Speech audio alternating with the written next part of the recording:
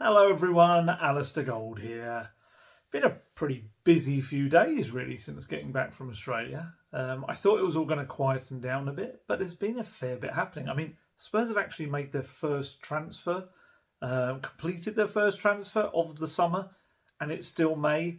And yes, I know it was someone that was here last season, but hey, at least they're doing something. They're being proactive. They're getting something started.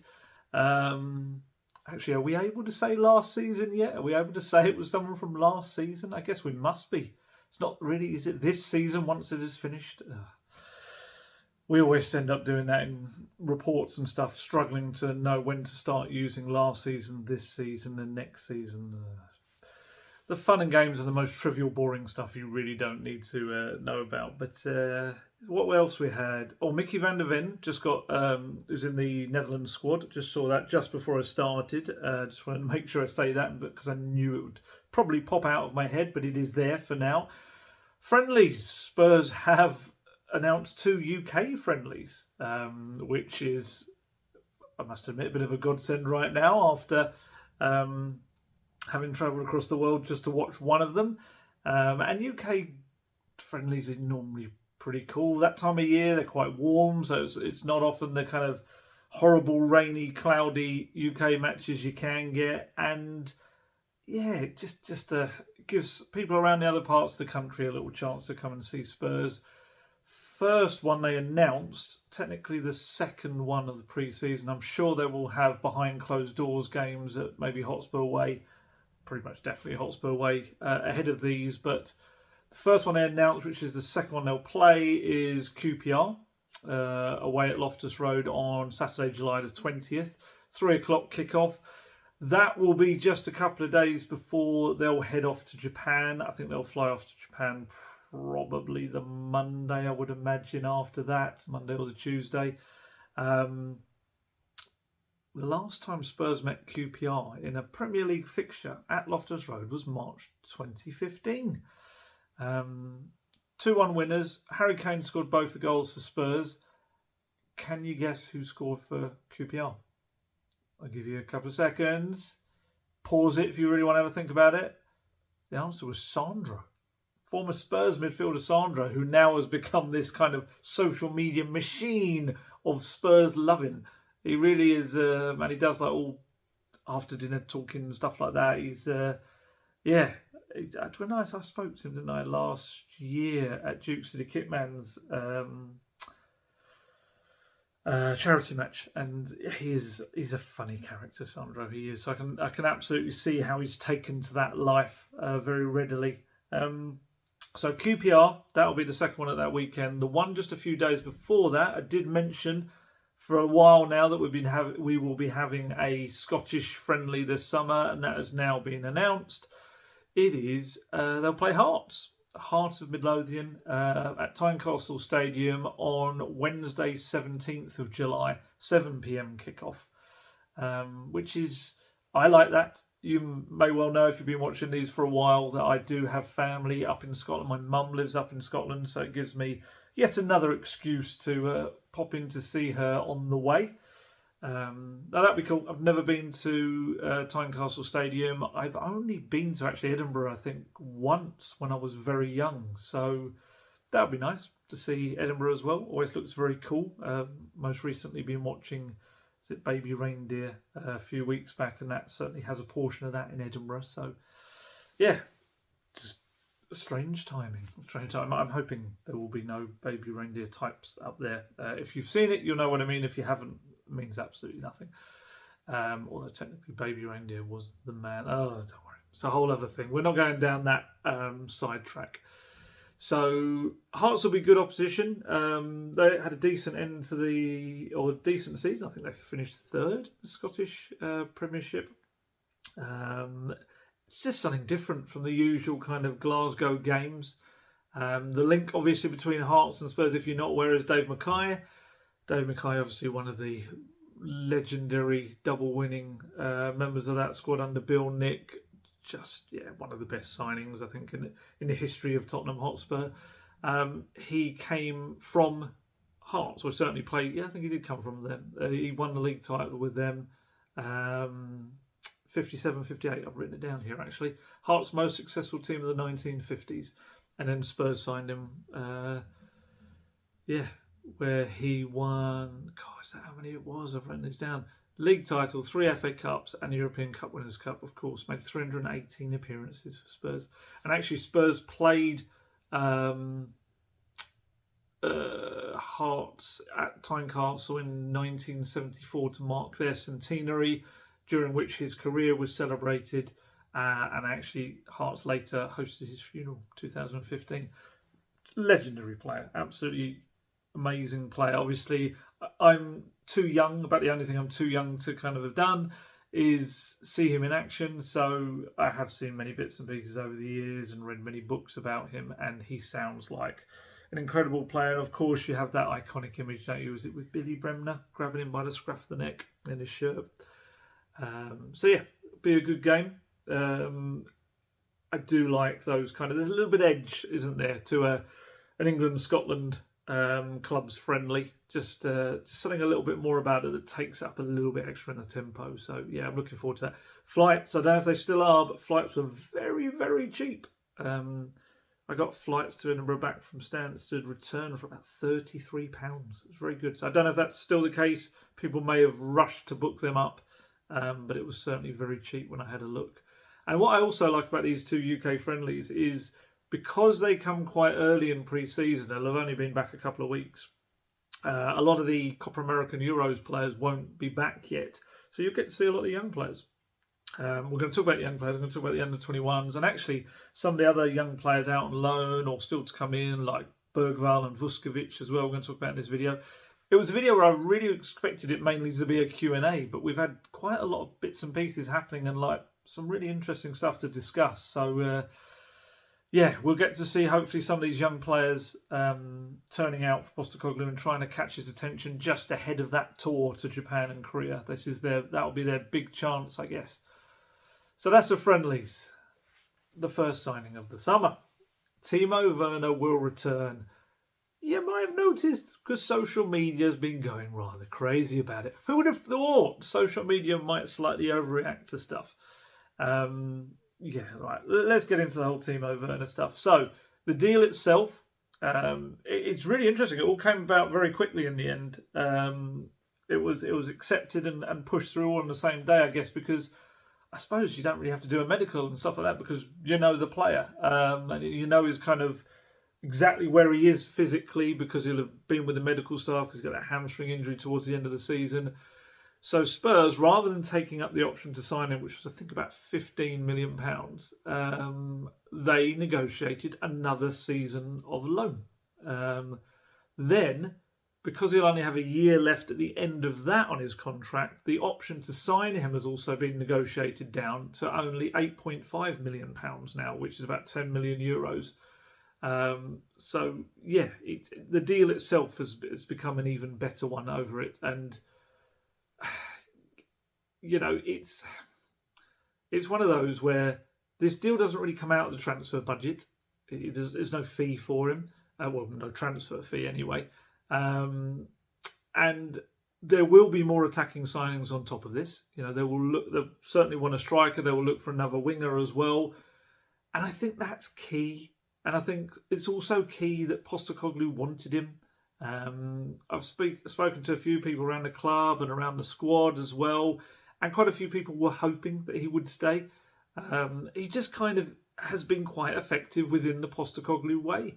He does exactly what he wants. He's fitted into the squad dynamic very well. He's popular within the squad. Werner himself wanted to stay as well. It's one of those where, you know my thoughts on it. I'd always said weeks back, if they could get him for cheap and he was a squad option, not the answer, but a squad option within a bigger squad, and they brought in a new winger and striker as well, I thought it was a good deal. I did, and obviously social media did its thing. And had a big old whinge about it and everything. And look, I understand the downsides to Timo Werner. I absolutely understand that, you know, in front of goal, that's definitely an area that he has to fix in terms of his own finishing. From someone that was so prolific at Leipzig as well back in the day. He's only 28, isn't he? And this was kind of his early 20s. He was smashing them in. And I think the way I see it, and this is also the way Postecoglou I think sees it as well, is that he's kind of a replacement for Brian Hill or Ivan Perisic heading out, whichever one you want to call it. I would say personally, as much as I really like Brian Hill, if you're looking at him straight in terms of impact, Timo Werner is an upgrade on Brian Hill. He is, because Brian Hill has just not been able to contribute. You could argue how many chances he's had and opportunities, and he could go on to be a wonderful player. He's got lots of talent.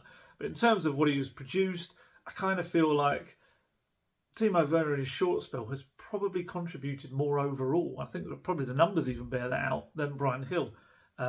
So if you're looking at it as that he is replacing, Brian Hill goes out probably for a fee because he's got time left, and you're bringing in for him as a replacement an experienced Champions League winning 28-year-old winger who will hit the ground running. He'll get a full pre-season under Postecoglou, but he already knows what the Premier League's about, and he already knows what Spurs is about. I think it's a good deal. I do. Of course, as long as they get another winger as well. I think if he was to be the only winger, I can understand people's gripes about it. But if there's another winger coming in, and that seems to be what they're looking for as well, then I think it kind of makes sense. I do. Like I say, you've got to replace Hill, who will be heading out, and Perisic as well. You've also got Manor Solomon. We still wait to see what happens with him when he gets back from the knee issues that have obviously caused him big problems. We never really got to see what he could do other than what a game against Burnley, and I think he played against Fulham and wasn't great in the Cup, and it was maybe one other, and then he did that training ground injury. So yeah, it's they've got him for even cheaper than they would have, and I know there's people that don't like this. It's not about the money, it's not about the cheap, blah, blah, blah, and I get that. But then also we had a season last year where the cheap options in the summer transfer window were fantastic. Vicario, brilliant. Mickey van der Ven, the cheap option. He was considered to, was it Tapsoba back then, wasn't it? No. It was Tapsoba in January. No, it was Tapsoba back then, wasn't it?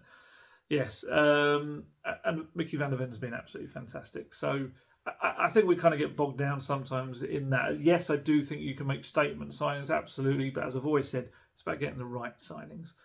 And Timo Werner, I do think is part of a bigger squad, one that you'll need for the Europa League as well. I personally would be far more confident bringing Timo Werner off the bench, that he's going to make an impact if that's what he does. Or starting in some games when they have to rotate as well, or when there's injuries coming in. I think he's kind of already proved that. German media have got some of the extra details. Obviously, this is not what I heard. This is what the German media are reporting. The loan fee itself is around 5 million euros, which is about £4.2 million. And they say that Spurs will take on his salary as well in total, in full. So they've said that the package for that is 10 million euros, so about £8.5 million, which I divide it across 52 weeks. I don't know if that's the right way to divide it or not, whether it's a season or 52 weeks. But if you were to do that, it's 160 grand a week. So again, I go back to the original of what I said, like, that's a lot a week for a player who's potentially could be a squad player. But then if you're bringing him in on loan, kind of it all equals out, I think, and it becomes something a little bit different. I did ask Ange about Werner in Melbourne last week, and he said, I think from our perspective, there's a deadline there. Again, a lot of that will depend on the negotiations between the clubs and how Timo feels. But again, from my perspective, I'm comfortable with that situation, and I'll let the other guys steer it to see what kind of outcome there is.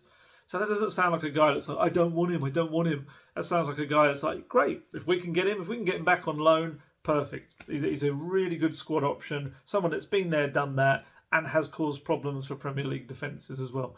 He is not perfect. Of course he's not. And I understand some of the frustrations that come with him, but people writing him off as awful, I'm sorry, but that's just too far.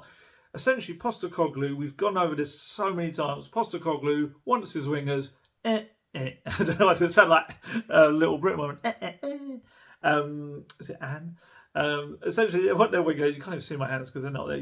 He wants them to fly down, cut inside, or hit the ball low into the 6-yard box. I was about to say it's a simple role. It's not a simple role, but the main kind of key foundation of what he wants those wingers to do is that get down the side, low balls across the 6-yard box, and that is something that Werner can do very well, and he is effective in that as well.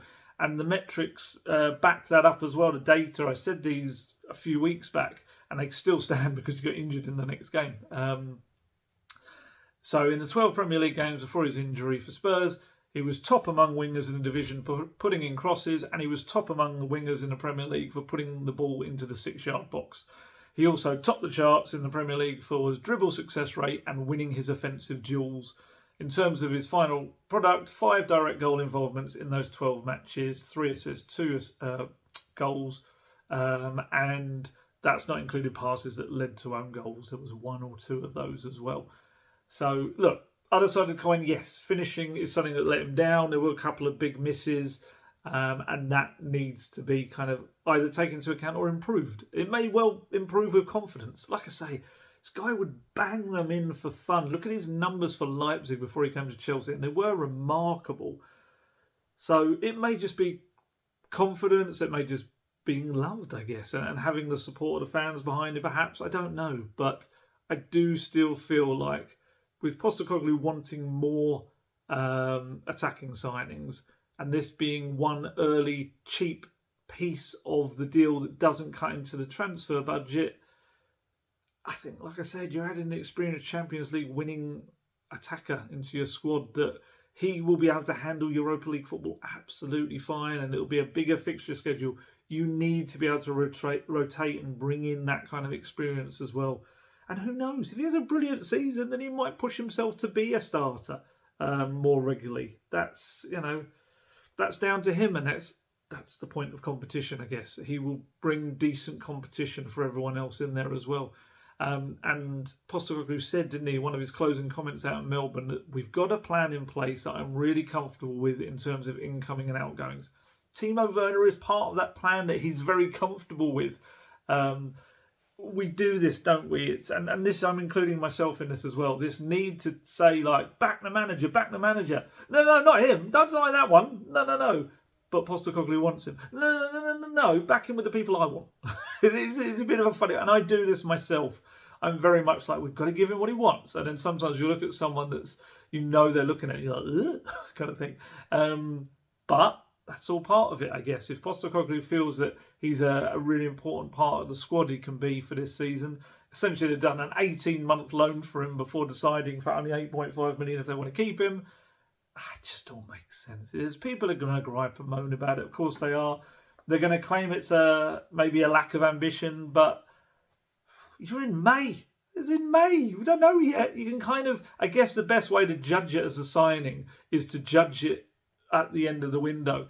Did everything else fall into place afterwards? If it did, then it was all part of that jigsaw.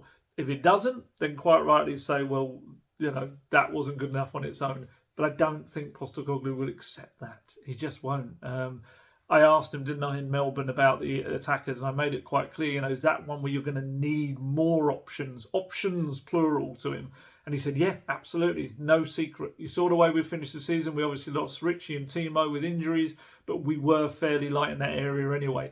We started last season with Manor and Perisic, and we were quite healthy in that front third in terms of numbers. Notice the way he says in terms of numbers. He's not saying quality, but he's saying numbers. But as the year went on, it became pretty evident we needed to bulk up. We're in Europe as well next year, so we'll have more games, and it's definitely an area of the park we'll need to strengthen. So yeah, it's not just going to be Timo Werner. If it is just Timo Werner, then quite frankly, we all have every right to criticise the plans, and Postecoglou will be probably furious anyway. That's not to absolutely beat down Timo Werner as a signing, but he is part of a plan rather than the plan, part of the answer rather than the entire answer. That's probably the best way to put it. So I think it's an absolutely fine signing. Got no issues with that whatsoever. I think he could be a very useful kind of player next season, and I think you'll see, I would imagine, quite easily double figures in terms of goal involvements, maybe even double figures in assists, and hopefully those goals will creep up as well. So I'm not against this signing in any way, but you know that. You've known that from my view on it before, as part of a package. It's rubbish, isn't it? You kind of feel that you have to clarify things and absolutely add every bit because people take little bits out of context. But hey, It could be worse. It could be a footballer or a manager, and it's nasty journalists that do exactly that to them as well. So maybe it's only fair. Talking of attackers, Richarlison has been on social media, did an Instagram story that went out, I think, overnight for us last night, where he spoke about some of the talk of him potentially leaving. He said, "I left my vacation and came to work to come back better ahead of next season. Regarding what's been said in the media in the last few days, it's fake news. I will not leave England ahead of next season." Obviously, Richarlison's been linked with Saudi clubs. I don't know whether we can overread into that and say that he said we will not leave England rather than Tottenham. I don't know, but I would imagine the main kind of interest there would have probably been from a Saudi club. And I kind of, again, I've said in the past myself, I think Richarlison's had quite a decent season. It's just the injuries. You put him back in the team for whatever it was, 11, 12, however many matches he actually missed. His goal tally, I think, would be very, very, very good for this season. So, as someone fighting it out in rotation with another striker, I'm all for Richarlison still being around. I really am, as long as he stays fit. That's the key for me.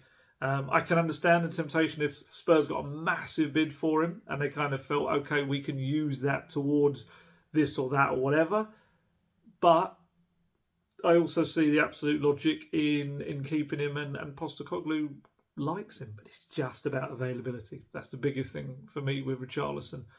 So, yeah, lots of kind of movement on the attacking front, and yeah, I'm sure we'll see. I think this is kind of the period now where all the clubs with financial issues needs to sell players before that end of June deadline for their books are going to kind of kick into action now in looking to move players on. Sure, Spurs will look at a few of them. I think it was Murillo at Forest was one that they've been keeping an eye on, the centre-back as well. And yeah, there'll be various teams looking to move people on. Obviously, the Chelsea and the Conor Gallagher stuff is going to rumble on until there's a definitive resolution to that, whether it is a new contract or not. And obviously what the new 150th Chelsea manager of the last 10 years decides to do. Obviously, it's looking like Enzo Maresca from Leicester, which is a very interesting one. I'm intrigued to see, because I had to kind of keep an eye on various Leicester stuff because I was doing bits and pieces on players.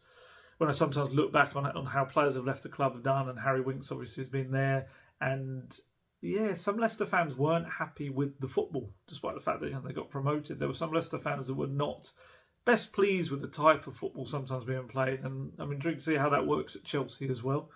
And if I'm Richard Pochettino, I am probably looking at the candidates that were linked with the job and thinking, really? Are they actually better than me?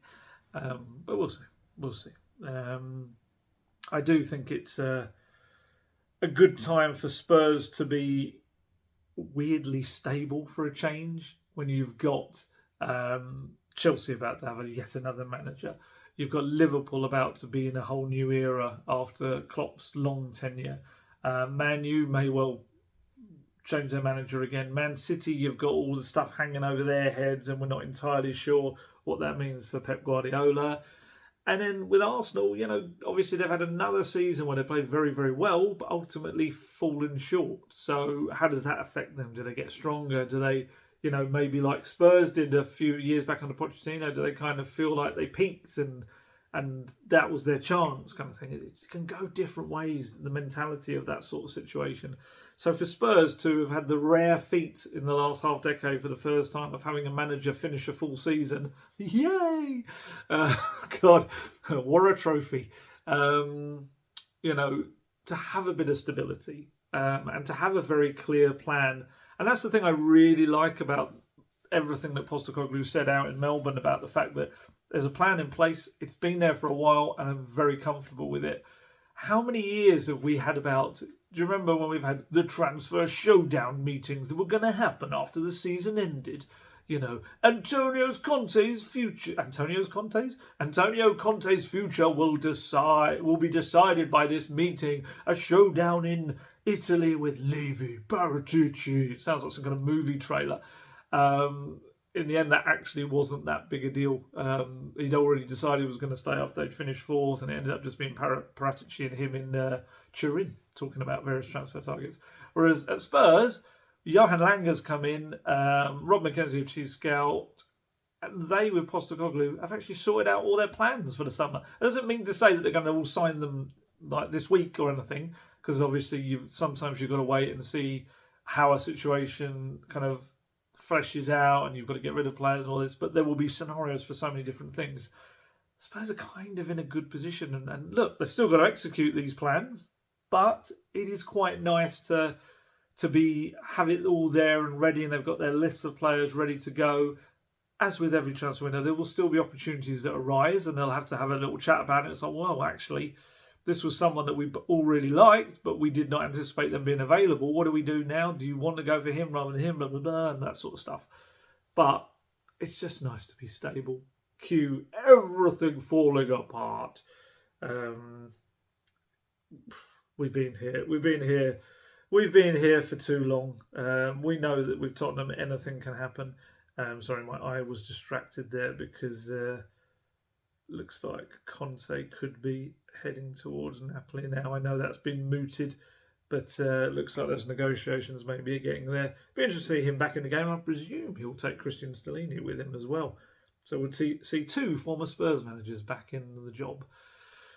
So yeah, what else has happened? Brandon Austin. I did say to you more than a month ago, there had been really positive talks between the club and Brandon Austin over a new contract and his representatives, and it has resulted in a 5-year deal for him. I assumed it would be a reasonably long deal. I did not assume it would be a 5-year deal though. So that'll run until 2029. 25 years old now. I would have thought that kind of sends a bit of a message to him that, okay, go try and make that number 2 spot your own. Be the backup to Vicario, and then maybe we'll get you some cup game time and things like that. Fraser Forster's still there, got a year left, the experienced man, but obviously had that injury which wiped him out at the end of the season. But that's laying down a bit of a marker there. Look, we've had this discussion when I think I spoke about this a month ago, that you can look at it in different ways. You can say he's 25 years old. Should he not be going off now and looking to forge his own career? It doesn't really work like that. I've seen a few goalkeepers leave clubs and a few leave Spurs and really struggle to find other clubs just because of the basic mathematics. There are so few spots for goalkeepers out there. You only need one goalkeeper in a team. Whereas if you want to sign centre-backs, you need a load of them. Midfielders, you need a load of them. With goalkeepers, it's just such a smaller market. And I know some of the young goalkeepers in recent years have left Spurs and they've really struggled to find clubs.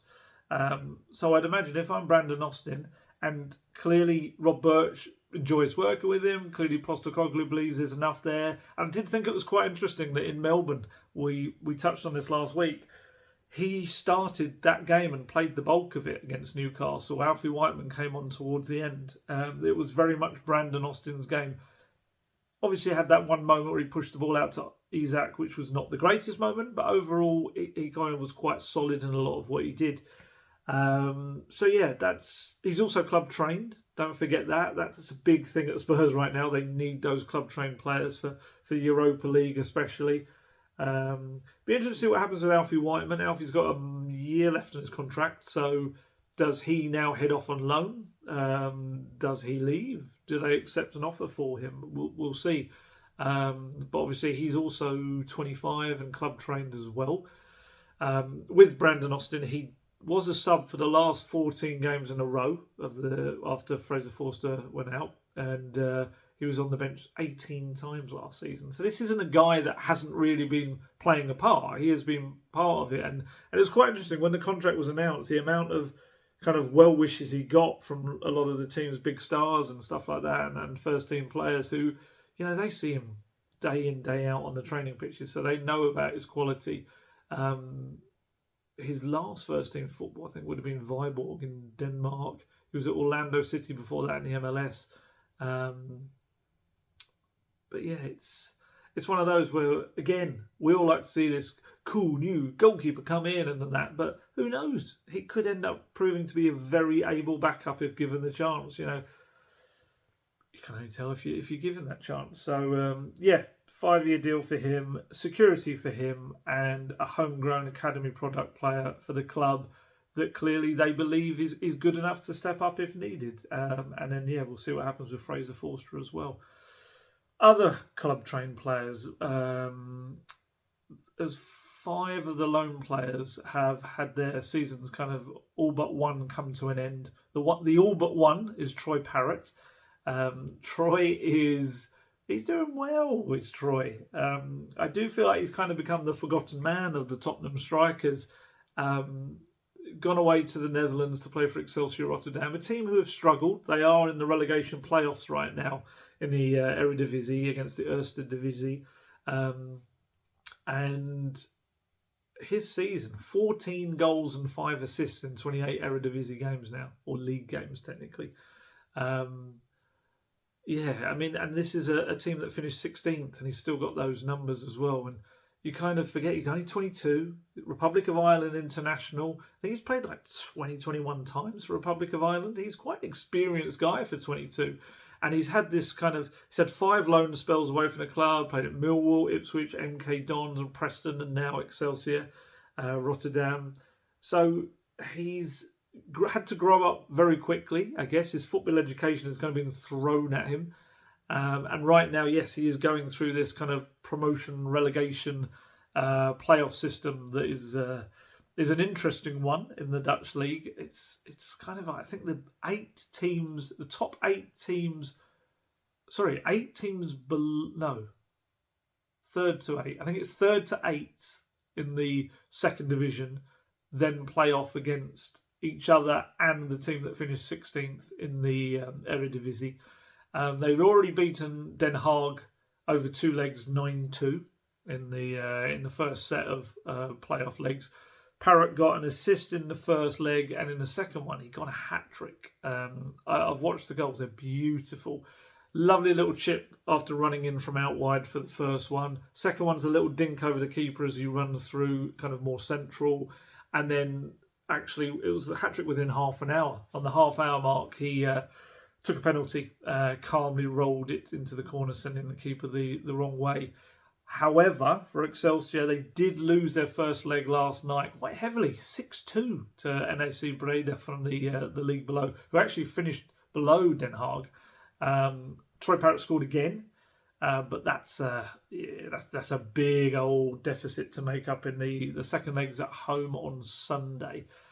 So yeah, they're going to have to absolutely come out the traps flying for that one. He's also got Ireland duty coming very soon as well. John O'Shea's called him up. He wants him to get back for their games against Hungary and Portugal in early June. And it's just been, said this before, a real season of development for Troy. Developed physically. You can see him. He's quite a bigger lad now. His hold-up play's improved a lot. Playing in a very technical league, that's one of his real qualities, Troy, is his technical ability, and I do think he suits the European leagues because of that.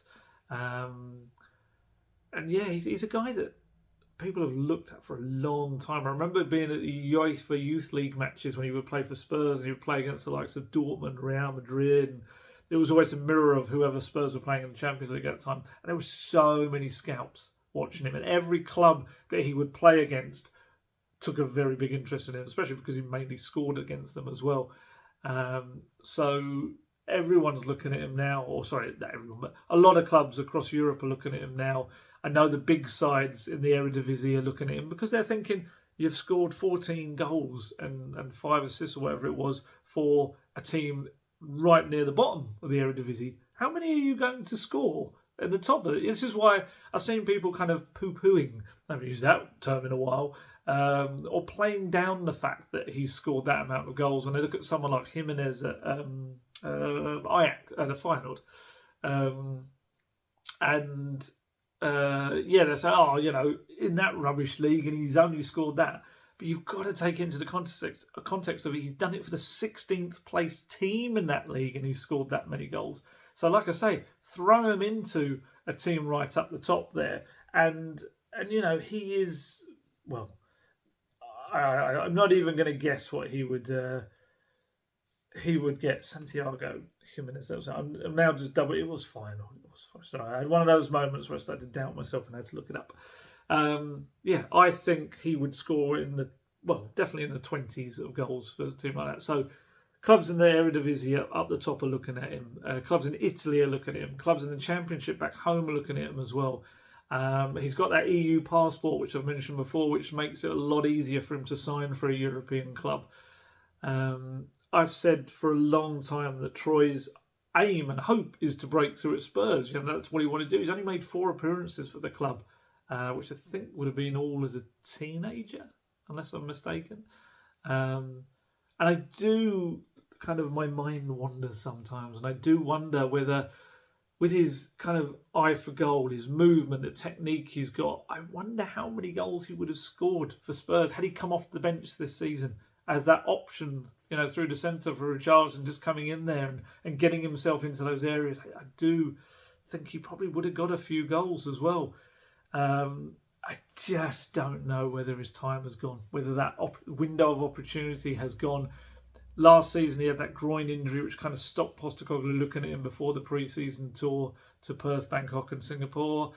And a couple of weeks after they returned from that, he was gone to Rotterdam. And I think Dane Scarlett used that trip to quite impress Postecoglou. He was injured for the start of that, but he did enough towards the end of it to kind of catch his eye. I just wonder. I hope he has a look at him, but my gut feeling is probably that Spurs will look to cash in on him this summer and with some kind of sell-on clause as well, because I think he's going to become a very good player. Just timing-wise hasn't worked out for him. He's got a year left on his contract. They've got an option to extend it to 2026 as well. He is club trained, like I said. That's quite a big thing as well. Bayern Munich have just confirmed Vincent Kompany. A lot of these teams going for these very young managers. And Spurs with their 58-year-old hopefully shows that it's not about age. It's nothing to do with age. And, don't need to be trendy. You just need to be good. But with Troy Parrott, it's a shame. I would have liked to have seen him, playing in the Europa League and stuff like that. But I do think he'll go somewhere and be a very regular starter at many clubs. And I guess his stock is on the rise, and that's maybe is another time you look to sell a player. I don't know. It's just a shame. I've followed Troy's kind of career for a long time. Obviously, cover him in the academy football and then keeping a close eye on him on loan. And I've interviewed him a couple of times over the years as well. And you just kind of want the best for him. And I still believe, I'd love Postecoglou to look at him, but I just feel like maybe that's one that's heading towards an exit. Other loan players whose loans have now come to an end. Joe Rodon obviously suffered heartache, didn't he, in the Championship playoff final, as Leeds lost 1-0 to Southampton. It's mad that Leeds didn't go up. They got 90 points and didn't go up. Rodon's had a really good season. He got praise after the playoff final as well. There were quite a few times when Ampadu was went wandering and he had to cover for him. So I don't think much blame was attached to him at all for that game. I saw Leeds live, did their player rating, has got a 7. And they said it was a really solid display. I've got his stats actually here. 50 times he played for Leeds, 4,384 minutes to his game. Obviously, Leeds didn't agree an option for him. And it'll be interesting to see. I think there's a willingness at Leeds to want to keep him. However, I think they also have to get money into the club now that they've not got the Premier League money coming in as well. So whether they can afford him or whether they need to make some substantial sales to then do that, or whether he has Premier League offers, we'll see. But I do feel like he's done himself plenty of good this season and getting that regular football under his belt and showing everyone that he's probably one of the best defenders in the Championship this season. And whether he stays there or whether someone in the Premier League thinks, well, we'll take a chance on him. I'd be intrigued to see if Steve Cooper ends up anywhere. He always really liked Joe Rodon as well, so you never know. Talking of how football is, you've got Joe Rodon played so many minutes, such a good season, ends up kind of with heartache not getting promoted with Leeds. Then you've got Tongi and Dembele at Galatasaray. Barely played any minutes this season. He's a title winner again. He's got 2 years in a row. He's won titles. And then, and I've seen his social media, it's like bits and pieces of him in like celebrating the title stuff, and you kind of think, the guy's got a CV that shows last year won the Serie A title with Napoli. Played more last year than he did this year, but was not a regular starter by any stretch of the imagination for them. And then he goes to Turkey with Galatasaray, and he wins the Super League. Is that how you pronounce it? Super League. And he's played naff all for them. He really has this season. Again, even last game of the season, he was on the bench watching on unused as they won 3-1 at Konyaspor. It's just crazy. He's played just 5 minutes of football since mid-March, 31 minutes in the league since the end of January. In total, he managed 454 minutes of league football, 661 minutes across all competitions in 26 appearances. To put that into context, even Perisic has almost played as much league football as Tongi Dembele has this season, despite missing most of the season with cruciate ligament injury. Perisic he started the last couple of games, and he missed their last game of the season, Hajduk split, but he is in the Euros squad. Maybe that was just playing it safe, I don't know, ahead of the Euros. But Tongi. Got a year left on his deal now. It feels like such a long time ago with the whole Tongi and Dembele Appreciation Society and just wishing the best for him and being so excited about the talent he had or has. But just... It's just hey, maybe clubs are thinking he's a good luck charm.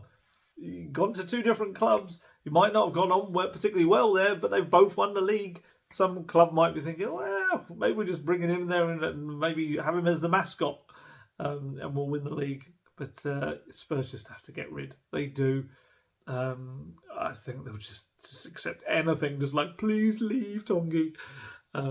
Which is such a shame because he's an incredible talent, but we just know that the rest of his game clearly is not up to that.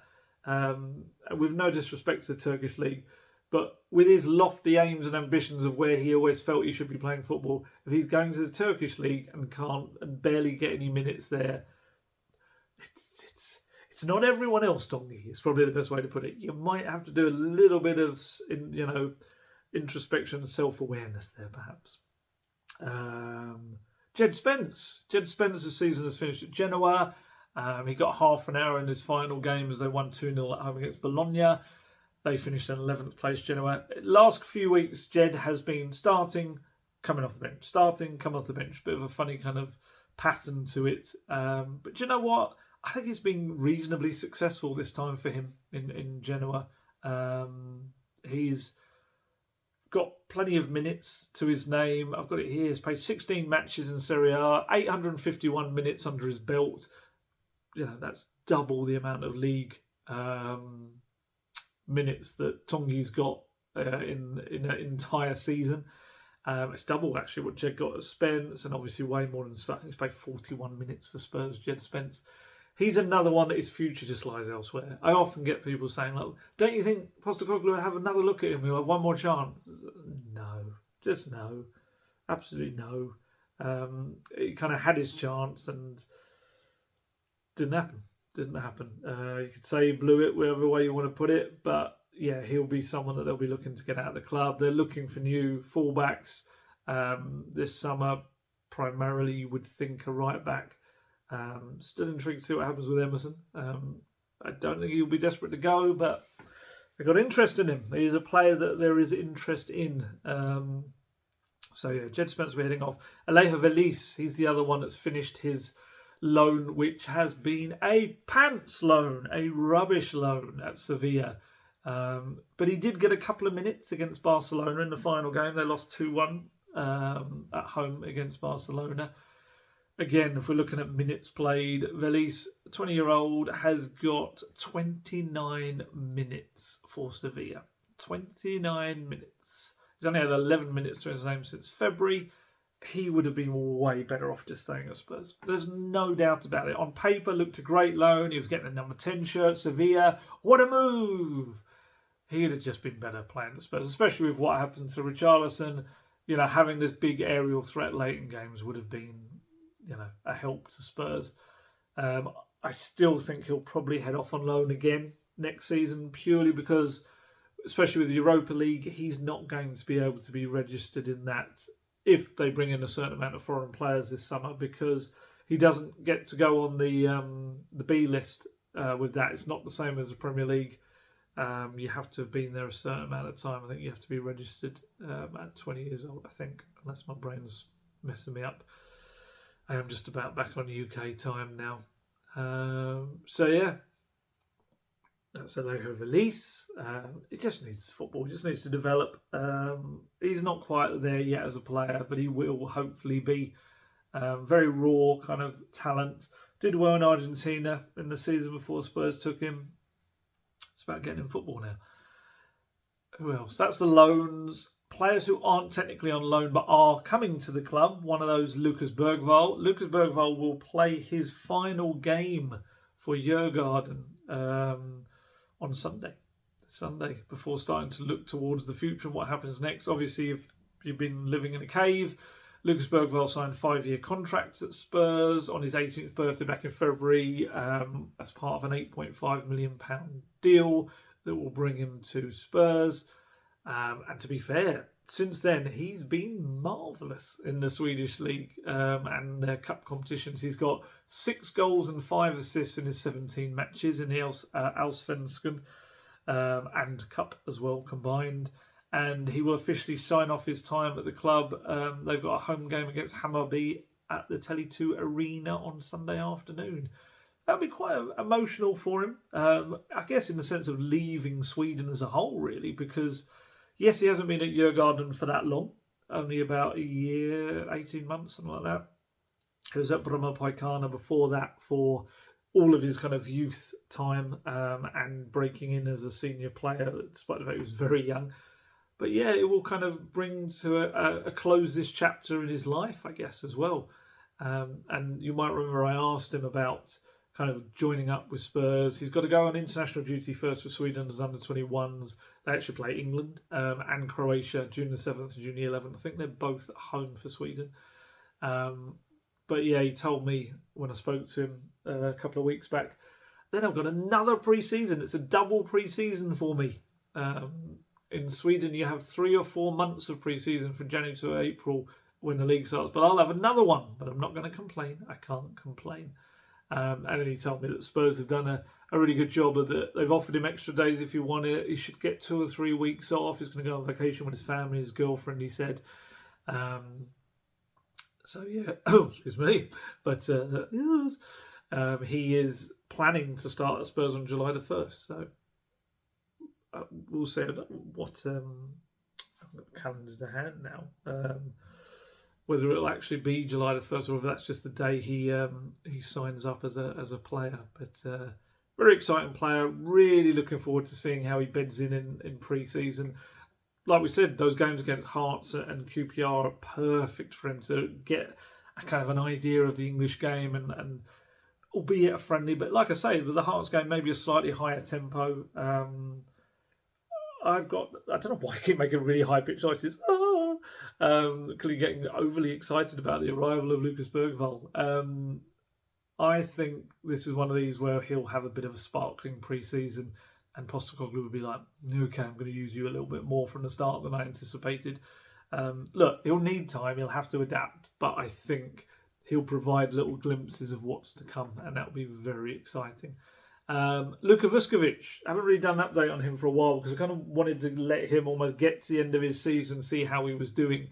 And he's had a really good loan spell at Radomiak in the Polish league. He's actually, for a centre-back, he scored 3 goals, laid on 1 assist in 14 appearances in the Ekstraklasa league. Radomiak have asked to loan him again. However, Polish media seem to be very clear that Spurs want him to play at a higher level for his next loan. And also there's a kind of a work permit aspect to it as well. He needs a certain amount of points to play in the UK with the government, with the Home Office. And the Polish league doesn't provide enough points to do that. I think in this media report I read in Weslow, which is a Polish media outlet, he only gets 4 points for playing in Poland, and he needs 15 in total to be able to play in the UK when he arrives in 2025. So they kind of suggest that Belgium and the Netherlands are the two where you get the most kind of points for that. So that could be where he ends up. But yeah, he's done well. I was looking at a report that they'd done about him. It's really nice. It was quite an interesting story. They say he's kind of performed really solidly, especially for a 17-year-old. He's made mistakes, but again, that's kind of normal with his age. His kind of standout as being in the air. He is tall for a 17-year-old, almost 2 meters tall. He's been the third best defender in the league in terms of the number of headers won, with an average of 4.64 every 90 minutes. He's won 73% of his aerial duels, which is 9th among defenders in the division. Bear in mind, again, he's 17, and he only turned 17 not that long ago. He also likes to get up the other end. This is the defensive end. It's the 14th most frequently blocker of shots in the division. Recovered the ball 12th in the league, with 10, almost 11 times in each game he's recovered the ball.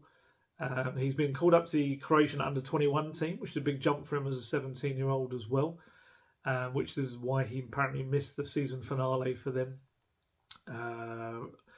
And he also suffered a broken finger, which apparently he's hoping will heal in time to go on a training camp with the under-21s.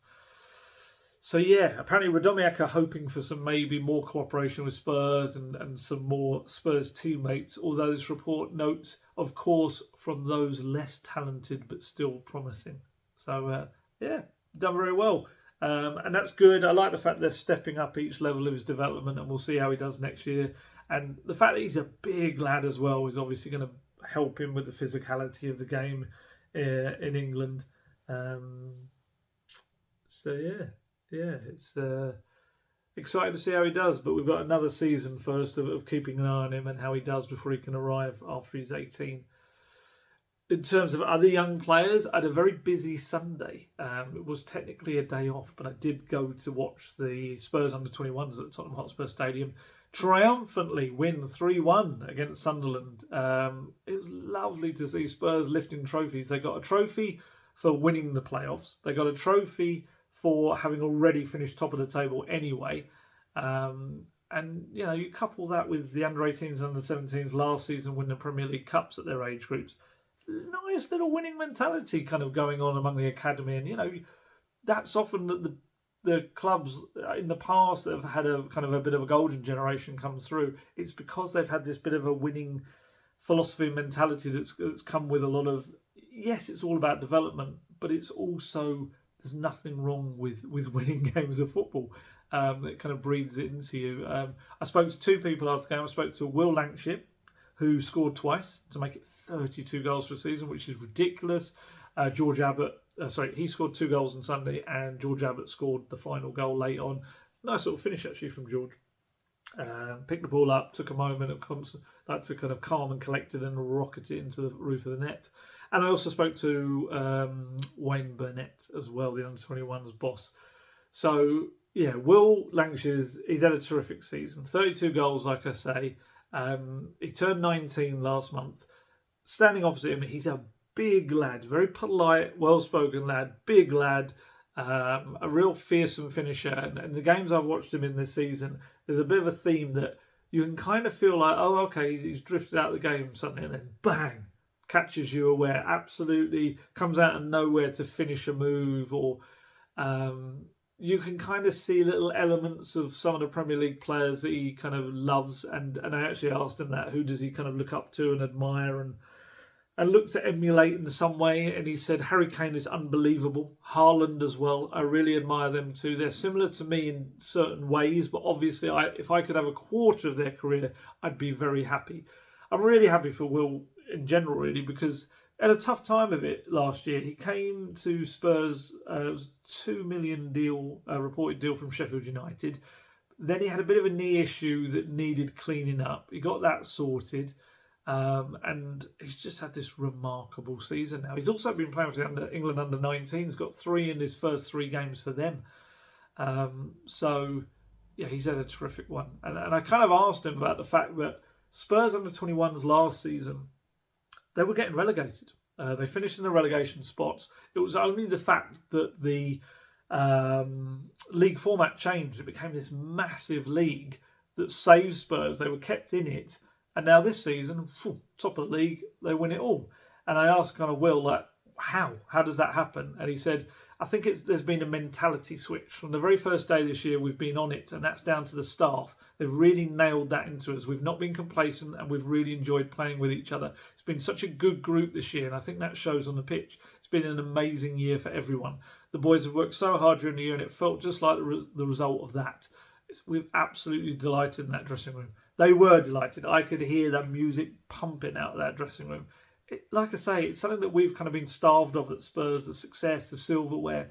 And just to see these young players taste that. And in their own stadium, you know, they had the big arch that you go under, they lift the trophy, they had, what do you call it? Not party poppers, that'd be rubbish. Like ticker tape and all that sort of stuff going up. It was really cool for them to be able to do it in their own stadium. And yeah, you could hear that kind of noise coming out. And I just asked him kind of how his own season's come about. To score 32 goals is just obscene. It's really good. And he just said, I've just tried to enjoy my football. I love scoring goals. I work really hard in training and we do lots of finishing. The staff put on lots of finishing sessions. I just try to work on that and get myself in the box because that's the main thing. The ball is going to come because of the players we've got and the quality we have in this team. The ball is always going to be there for me. I just need to do my job, which is to put the ball in the back of the net. And I asked him about one of those players that does help him put the ball in the back of the net. And that's Jamie Donnelly, who obviously has been just phenomenal this season. Obviously got himself 3 Premier League appearances as well, an FA Cup appearance too. And he said, I've just tried to build a relationship with Jamie, and I think I have on the pitch. I love playing with him. He's so clever. I think he's an unbelievable footballer, and he makes my life so easy at the top there. He's played a massive part in me being player of the season. I forgot to say that. He also won player of the Premier League 2 Player of the Season, Will Lancashire. He said he's played a massive part in me being the player of the season. I wouldn't have been able to do that without him and, of course, the team. So, yeah, I did also ask him because despite how well he's done this season, he wasn't part of that group that went to Melbourne, which, you know, it's tough on a guy that scored that many goals. And I asked him, really, it's kind of what's the next step for him, I guess, to kind of keep, I guess, yeah, getting Postecoglou's eye. And he has done a few training sessions with him, but obviously hasn't quite done enough to just make it just unthinkable that he wouldn't be in the, you know, more sessions and that Melbourne trip. And he said, I'm going to keep working hard. I'll work in the off season. I can only work on what I can control really, and that's just working hard and not losing focus. If it's for the under-21s or for the first team, when I come back, I'll give it my all and I'll try to score as many goals as I can for whichever team I play for. I've had a few sessions over there with the first team. It is amazing. The more you're over there, the more you're going to improve, and I've really enjoyed it when I have the chance to go over there. I've just got to try and push on now. The coach is there, put on a session. You've just got to do it to the best of your ability. You've got to be at the level, and I'll try to get to that spot. Look, I just work hard. I like to give 100%, and I won't stop running and getting into the box trying to score. I love scoring goals. That's one of my massive passions. I do everything I can to do that and help the team. And I love that. He spoke so well. He hasn't like been media trained or anything like that, but he's just got a very good sense of the team and the team ethic. And as I said earlier, with that, the players at the Euros and the Copa America, there is a chance for him to try to get into those friendlies, the squad for those friendlies early on, and maybe even get on the tour. He's just got to show, I guess, a development. And look, going away and working in the close season is a great kind of attitude as well to have. I asked him about trying to get a ticket on that plane, you know, not buying one to actually get in with the squad, and he said 100%. If I get the opportunity to catch Ange Postecoglou's eye, I'll do the best I can. I'm looking to do that. I love the fact that he called him by his full name, Ange Postecoglou. And he is a proper battler. There was a moment early on in the game when I think it was only about 15 minutes in, he got absolutely walloped from behind. And it was quite worrying. There's a few of us thought, like, you know, it was like a head injury and whether he was even going to finish the game. and he just got back up, kept on going, scored 2 goals after that as well. And it was only after the game he actually told me, it was really towards the end of the interview, he admitted that he'd done something to his shoulder. I don't know whether it popped out or not. I don't know why I had to show you what a shoulder is. And he couldn't feel his shoulder for most of the game. It was utterly useless for him. But he still scored 2 goals. He said, I asked him about that, and he said, I've picked up a few impact injuries over the year. In the first 15 minutes, I took a bit of a whack. I think my shoulder might have come, he was about to say out, I think. And he said, well, I'm not too sure. But something happened to my left shoulder, and I couldn't really use it for the whole game. But I still scored 2 goals, and I got a bit of a whack in the face, but it's a part and parcel of being a striker. It's nothing I haven't seen before. He said, I've managed to get through this season. I think at the start of the year, that's all I wanted, really, an injury-free year after what he'd had last year. I never would have thought this would all be happening. It's really amazing for me. Really good season for Will, and I hope he kind of pushes on now and, catches their eye. Because I know that there's a lot of staff at the club that really like him and rate him quite highly, and Postecoglou has liked elements of what he's seen. But there's more to come. And there is more he can work on his game. And nicely following on for that, my chat with Wayne Burnett, I spoke to him about what he's achieved this season, but I also use it as a bit of an excuse to kind of ask him about all of the various young players that have caught the eye this season and what they've got to do next. Because I always have to stress this, and it's something I have to remind myself of at times, is you see a player smashing it in the under-21s, and you just think, get him in. Why not? Give him a chance. You'll never know unless you give him a try.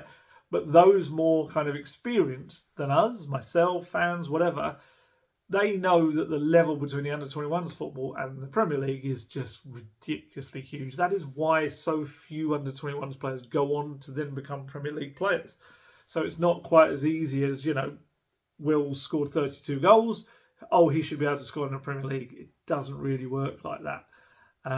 So I kind of use this as a chance to grill Wayne a little bit on various young players and how they could do. I didn't really go in on Mikey Moore too much, purely because while Mikey is an incredibly exciting talent, obviously doing the business with England under-17s at the European Championship right now, he hasn't actually played for the under-21s at all this season. He only played for them twice in total, and that was last season. So I didn't really... he will have worked with him. I think a lot of the times that he was set to come and train and play with the under-21s this season, unfortunately, he got just really badly timed injuries, Mikey. So, yeah, I didn't really go in too much on Mikey. I mentioned him in passing, but didn't feel... I think it was more maybe a question for Stuart Lewis, the under-18s coach, who I did see, but I didn't really... I feel like I should grab him for an interview because it wasn't his day, as it were. But yeah, I asked him about the balancing act as well between, for a coach like him, the key thing is to develop players for the first team, but also pretty cool if you can win some silverware as well. It looks very good, and like I said, it also brings this winning mentality into the players. And he said our main objective is to get players into the first team, but part of the development and part of their growth is winning and learning how to win. They've done that for the majority of the season. We've not shied away from that. Development is important, but part of that development is learning how to win. And this has been a really long season. We've had ups and downs, but the players have been outstanding. They've shown real team togetherness, real character, mentality, work ethic, and we've managed to, with one final push, one opportunity to get over the line. And I mentioned earlier about winning these 2 trophies, the under-18s and under-17s under Stuart Lewis winning 2 trophies last year. Has that created a winning mentality within the academy setup?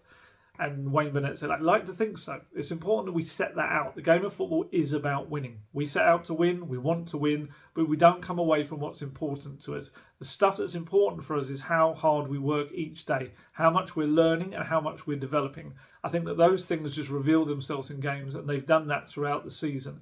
This group has worked tirelessly. We've been fortunate to have a consistent group, and they want to get better every day. They want to develop, they want to grow, and they want to learn. That's shown in some of the games. I've said to the players, I've said to them consistently, the game just reveals your habits. The game has revealed some good habits for us this year at times. So, if you think about it and what he's kind of achieved in terms of the players that have gone on this season, so you've got Jamie Donnelly and Mikey Moore have gone on to make their Premier League debuts for the club this season, which is massive. That follows on from George Abbott making his under-21s debut his Premier League debut last year, right at the end of the season, as did Matty Craig before heading off to Doncaster Rovers, which he'd done very well at. You've had Iago Santiago and Alfie Dorrington, both on the bench this season. They haven't played, but they've been on the bench. Tyrese Hall was on the bench for the Man City game as well. And obviously you then had them all head out, a load of them on the post-season game in Melbourne against Newcastle. So for the academy, it's been a wonderful year. They've got people in and around the first team, and they've won silverware. That is, you can't ask for much more than that from an academy. It's been fantastic. And Wayne said, of course, it makes me proud. It's not just me, but whenever an academy graduate or someone from our academy gets anywhere near our first team, it's such an achievement. We're so proud of it. Not just the coaching staff, but the whole group of staff that have contributed to the development of that player. When you look at Jamie and Mikey Moore, Tyrese and George, all of them, we're just so proud of them. It's our job to get them ready. It's our job to make sure that when the opportunity presents itself, they're ready. And that's what we're striving for on a day-to-day basis.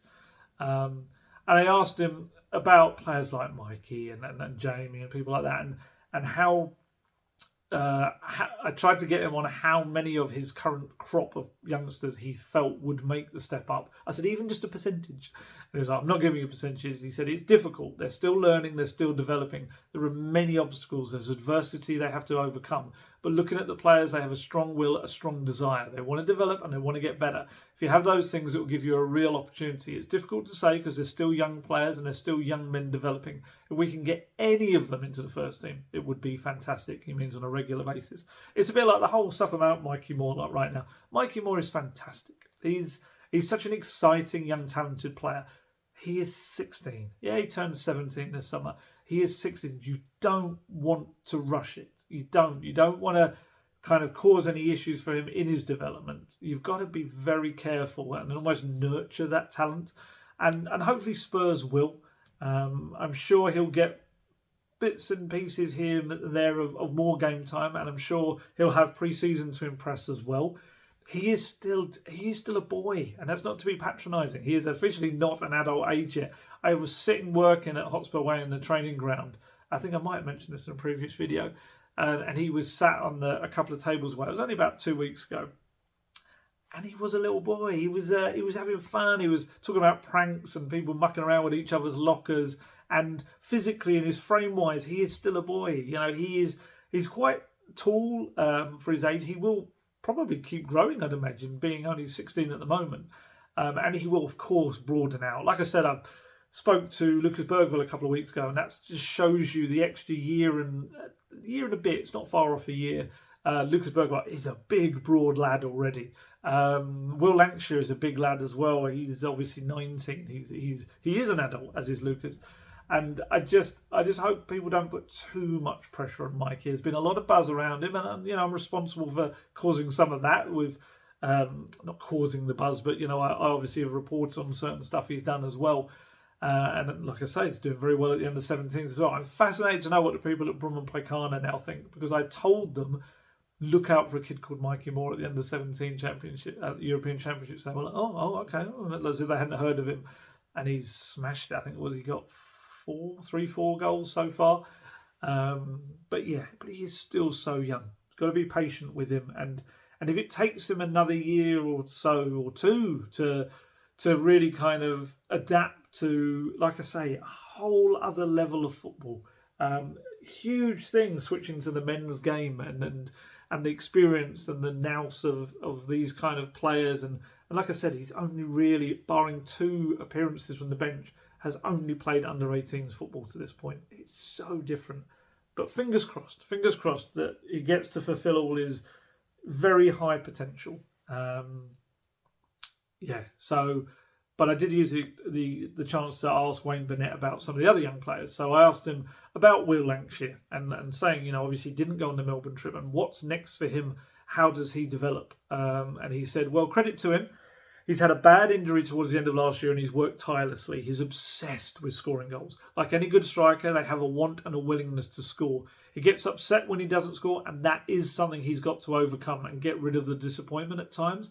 But he's a goal scorer because he wants to get in the frame of goal. He's brave and he's been a decent finisher. You don't score that many goals out of coincidence. He's worked tirelessly and he's got a really nice trait that he's obsessed with scoring goals. I don't like to label players, and I'm not saying he's an old school striker, but he is a centre forward who thrives on crosses and balls into the box. He's got that willingness to run into behind, and his hold up play is getting better. He's still, and he'll admit this himself, he's got stuff that he needs to work on for his career. But he's working, and he works every day. You have a player that has an obsession with scoring goals, that helps, and I think he'll be judged on how many goals he scores. He's certainly done that this season. So that was interesting. A little bit like, it's great he's obsessed with goals, but sometimes it lets him affect him mentally if he doesn't get them. He gets a little bit down and too disappointed about it. And that's, I guess, where someone like Harry Kane, obviously we're talking about very, very different ends of the spectrum here, but Harry Kane, I always remember when he would say his mentality is, if I miss, I miss because I'm going to get another chance in a minute. I'm going to bury that. And that's the way to look at it. And that's obviously something that young Will's got to get into his mentality, I suppose. I asked about Jamie Donnelly and said, whether he felt like, would he be good to keep him around next season for Europa League football, a club-trained player, or is it better for him now to head out on loan, like Alfie Devine's done, Ashley Phillips, and get that first-team football regularly, and Matty Craig as well. And he said, Wayne Bennett, I think that's undecided at this moment. We'll gather in pre-season. That will be determined by the boss. He will determine what's best for his development, but he's been outstanding. He's scored goals, he's made goals, and he's been a real focal point of this group, and I can't speak highly enough about Jamie. I also asked him about Tyrese Hall. Tyrese Hall, that little 19-minute cameo in Melbourne, excited a lot of people. Obviously only signed a 5-year deal recently. Was on the bench against Man City. He looked very good in Melbourne, looked very composed and calm, and actually he was very good on Sunday. He first half of the season was with the under-18s, second half of the season, from just about the turn of the year onwards, under-21s, Wayne Bennett, they've brought him up and he's looked good. He on Sunday, again, very calm on the ball. He's very good at using his body to turn and twist, a little bit Dembele-esque in terms of being aware of what's around him and how to use his body to twist and turn and get into pockets of space. And he was very, very good with the ball as well. And I asked Wayne Bennett about him, and he said we were careful with his development, and when we felt it was the right time for him to step up to the under-18s, the under-21s, he was playing in the under-18s, and at times it was easy for him, or easy-ish for him, so we felt it was right for him to move up to the under-21s. He's a player that we really like. He moves so well, with and without the ball. He's got real ability, he can go past people, he glides past people. He's now started to add some goals and assists to his game, which is important. We remind him that he's also got to do the other side when we haven't got the ball, which he's learning and he's grasping, and he wants to do it. And I think with all these young players, as long as they keep working and striving to get better every day, then they'll all hopefully get an opportunity somewhere along the line. So on Wayne Bennett himself, I wanted to kind of end the interview with him talking about him because he's a very experienced guy. He used to be Dagenham and Redbridge manager in League Two. He was Gray's manager as well way back. And he joined the Spurs Academy in 2017, so he's been there for 7 years now. He's played a part in developing so many players that whether they go on to Spurs, whether they have careers in the professional game, abroad, whatever, he's had a big part to play in their development. Last season was a tough one. We said about the relegation that would have been, but also you might remember me saying things like Antonio Conte would like to just nick loads of the under-21 players and use them pretty much as almost like static opposition for the first team in tactical training sessions, which is of no use to the under-21s. Wayne Bennett's training sessions would have so few players in it, and sometimes Conte would take them on the morning of under-21s matches, so he wouldn't have them available for those games. So that obviously impacted the kind of teams that they could put out for those games, and I think contributed certainly first half of the season to a lot of results. Had some injuries as well. And so I kind of asked him, you go from the lows of all of that to getting a little bit of twist of fate helps you. So you stay in the league, which is a huge league, a 26-team league. You finished top of 26 teams. And I said to him, that must rank up there among the things that he's done this season. In his career. And he said, yeah, I think certainly is. It's up there. To win the league, win the knockout stages is a magnificent achievement for everyone. I think it's right up there. But I'm more pleased with seeing the growth and development of these players. I know it's a bit cliched, but for me to see them develop and grow and grasp what we're doing, they've done that. And that's what I'm pleased about. But I'm so happy. I'm so happy for everyone involved, the players, the staff, the supporters, everyone involved at the football club. Certainly there's no better feeling than winning. I'm not going to hide from that. That's a nice feeling. I agree, Wayne. I do. That's probably a good place to end it. There is no better feeling than winning. I know I said I was going to do a Q&A, but I kind of didn't anticipate there being so much to talk about in this one. I'm very wary of making this a super long video. So what I'll do is I'll take all the Q&A questions from last week and I will roll them into one that I'll probably do this weekend. And if you put more comments underneath this one with more questions, I'll put them all into a super Q&A. And hopefully in the next couple of days we won't have loads of stuff happening. I'm sure we want lots of stuff happening, but I will cover it even if there is. But I'll do a big kind of Q&A one on, I can't remember what day my day off is. It's either Saturday or Sunday, but I will do one this weekend as well. But I think we've covered a fair old bit there. Transfer staff, quite a few kind of stuff on young players, which, a lot of people kind of want to know about them for the future as well. So, yeah. We've covered plenty there. I was just double checking, nothing had broken. That's the worst thing about doing a little bit of an earlier one rather than my late evening ones, is that sometimes stuff will break afterwards. If it does, yeah, this is what happens. I always say it. Transfer window, especially. Although technically it hasn't. Was it officially opened yet? I don't think it actually has yet. Well, technically, I suppose from July the 1st you sign players. But either way, anything can happen over the course. I mean, the Timo Werner stuff's done accelerated over the space of about 12 hours yesterday.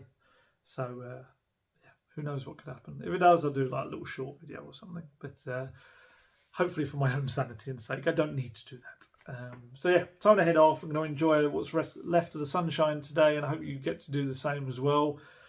As always, stay healthy, stay safe, look after yourselves. I shall catch you later. Goodbye.